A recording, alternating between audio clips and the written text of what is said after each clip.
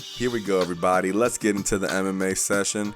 Here we are to talk about UFC on ESPN 4, RDA versus Leon Edwards, with your host, David and the Modern Man. So let's talk about the first fight of the night. Francisco Ronaldo, who's coming into this fight at 23-6, versus Alexander Hernandez, the young lion coming in at 10-2. This is going to be Ronaldo's first fight of 2019, David. His last 4 fights, he's been 50-50, winning one, losing one. But Ronaldo's main attributes, his power, his length in his arms, yet his stocky, strong frame, is something that doesn't go away, even with age. That's why he's still able to contest at this weight class for his age. He's going to use those attributes against everyone, no matter what their style is. He's one of those guys that just comes in and tries to lay hands on you because he's a powerful man. And for this fight, I think that Alexander Hernandez is going to stay in his range. He's going to stay at that kickboxing range. He's going to come into this fight with too little experience to understand that he needs to utilize his wrestling to really win this fight, grind out Ronaldo, put him against the cage, wear him down a little bit, and get him thinking about different things. Instead, he's going to come in there trying to give too many looks in a stand-up game, and I think get clipped up by the second round. What do you think, David? Do you think this fight's going to go a different way? I do see it going differently, Modern Man. I think Alexander Hernandez is going to use his wrestling, and he does a good job of mixing in his entries, coming from different angles with the stance switching. We saw him in the Mercier fight implement similar strategy where he relied on his wrestling to pressure and control Mercier and secure the unanimous decision. Hernandez does a good job of using his quickness to rush in with 3-4 punch combinations, sometimes starting with a push kick or ending with a push kick, pushing his opponent back to the fence, where he then can start smothering them, engage in a clinch, and really start wearing Ronaldo down. Although I am concerned with what you brought up and Hernandez being too comfortable on the feet, he does like to enter the pocket in different stances, and in southpaw, his defense just isn't the same as it is in orthodox. With Ronaldo's long reach and looping hooks, he can catch him. So it's definitely going to be a competitive fight. Next up, we have James Vick, who's 13-3, versus Dan the Hangman Hooker, who's 17-8. James Vick is a big man for the 155-pound division, standing at 6'3". He's really good at using his length, and he likes to fight on the outside, where he can utilize his length to his advantage. He doesn't mind backing himself up against the cage to bait his opponent to throw first. He can just lean out of danger and counter with a quick 1-2. That's where he finds success, is keeping the fight at distance. However, as we've seen, he has some defensive holes where he likes to keep his chin up when he's exiting to his right, as well as posting away, and he can be caught reaching for his opponent's hands, which leaves him open, which can be predictable since he likes to have his back against the fence and you can only go 1-2 ways. We saw Justin Gaethje knock him out with the overhand. Paul Felder and Beneil Dariush also landed cleanly on him. I think Hooker's just better in the stand-up. He has a strong Muay Thai background, and you can see it in his combinations when he throws them. He'll throw the knee at the end of a 3-punch combination. The leg kicks are going to play a key role in this fight. Dan Hooker's consistent with them and throws them hard. It's going to be enough to slow down Vic and minimize his lateral movement. I see this as another exciting fight, but Hooker's going to take it with a unanimous decision. How do you see this fight going, Modern Man? Well, I think of this fight in the only way you can think of James Vick versus Dan Hooker, which is a kickboxing range fight between 2 large lightweights, meaning they're going to stay on the outside. But the one thing we do know is stylistically, James Vick is going to ride the fence while Dan Hooker is going to sit in the center of the octagon or on the opposite side of the black lines as a Muay Thai fighter, stand his ground and look for the hard counters. When you said Dan Hooker is a better striker, it's important that we kind of emphasize on it, meaning he's a better striker as in he can counter better. His punches and kicks are more significant when they do land because he's more planted. He can turn over on his punches more. James Vick is more looking to touch you and move. He's not trying to damage you. He's not trying to always hurt you in the fight. He's just trying to hit you and move out of the way. He's too one-dimensional. When you think of a big guy, you would also think in close range he would be good at the clinch, as Anderson Silva used to be. That's one thing that made him different than other rangy fighters, is once you did get close to him,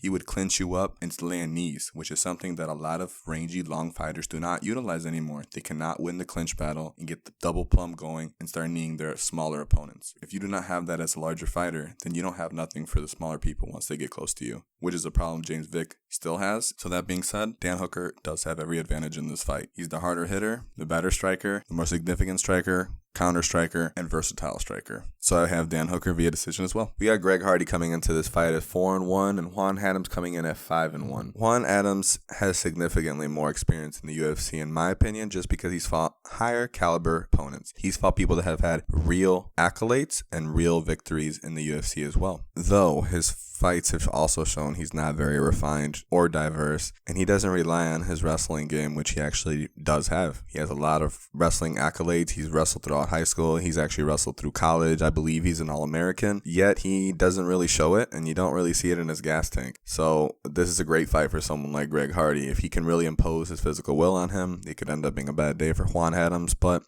Juan Adams is actually a wrestler and should be able to really control Greg Hardy when they get on the ground or in any kind of clinch situation, since Greg Hardy's really just a football player. So for that, I'm going to assume Juan Adams is going to win. Hopefully he relies on his wrestling. If not, I can see him gassing. Who knows? How do you see this confrontation of giants going? I see these giants clashing early and hard. We all know Greg Hardy is an NFL caliber athlete, and he relies on those physical attributes to win his fights. With his power and his speed, especially at heavyweight, he is one of the quicker fighters. Hardy also has good instinct. He can quickly recognize the openings for his right hand and capitalizes on it. When he has his opponent hurt, he also does a good job in not crowding him, keeping him at distance, and continuing to land the shots. I see him doing the same thing to Juan Adams with a first round knockout. Next up, we got the co-main event between Walt Harris, who has 12 wins, all knockouts, and 7 losses, with a little controversy, versus Alexei Oleinik with an insane record of 57, 12, and 1. That's a lot of fights. He's also the UFC leader in Ezekiel chokes. With 45 submissions to his record, there's no question he's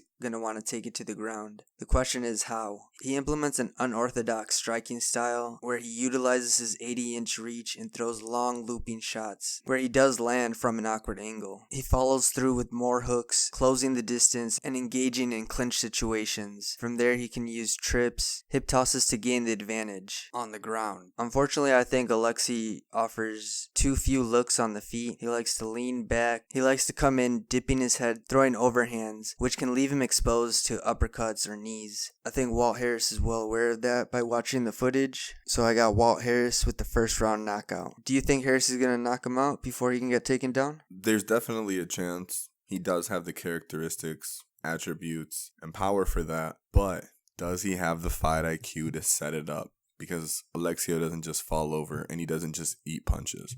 He does have his own unorthodox defense. But at this point in the UFC, he's kind of been figured out. He just tries to go to the Ezekiel choke. He just tries to pull you on top of him. Most people know where not to go and what kind of punches he's going to throw. That's if they have a fight IQ. Something that we haven't seen from him is very good fight IQ. Even though he does stay at range and trying to finish people, he doesn't necessarily show a fight IQ to implement a very good game plan and go against what someone's good at. Nor does he show very good hips or ability to keep his feet from coming close together when he's put up against the fence. I think Alexio is going to be able to even drag him down at some point. Maybe even take his back from a standing position against the fence. So even though Walt Harris does have the physical attributes, the skill, the talent, and can do it, wouldn't surprise me, I'm not sure I'm confident enough to pick him. I'm going to go with Alexio submission first round. And to close out this card, let us talk about the main event of the evening. Leon Edwards, who's coming in at 17-3 versus Rafael Dos Anjos, who's coming in at 29-11 as a seasoned veteran. But this is going to be a tough challenge as he's taking on the young, very talented, very underrated fighter in Leon Edwards. Leon Edwards being 17-3, some people don't realize that his losses, one actually came from a disqualification when he threw a knee,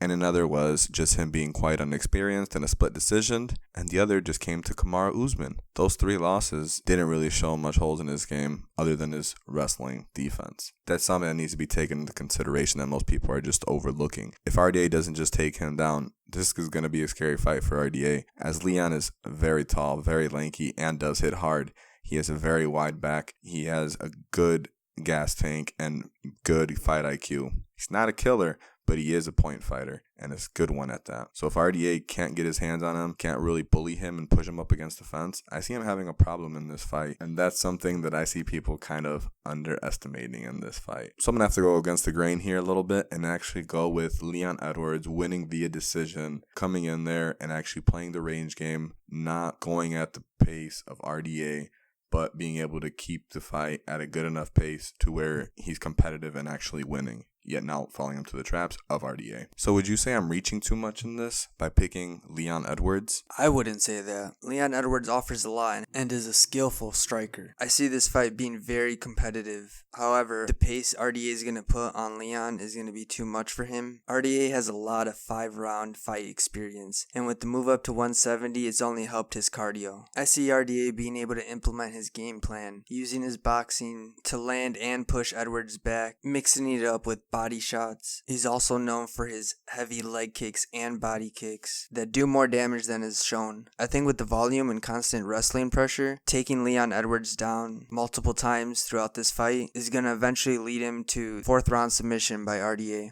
Those are our picks for UFC on ESPN 4. I'm David with the Modern Man, and we're really looking forward to the main event this weekend, as well as a number of exciting matchups, like the Ronaldo Hernandez fight and Hooker versus Vic. Styles make matchups, and that's what MMA is all about. That's what excites us about it. Enjoy the night of fights. Peace out.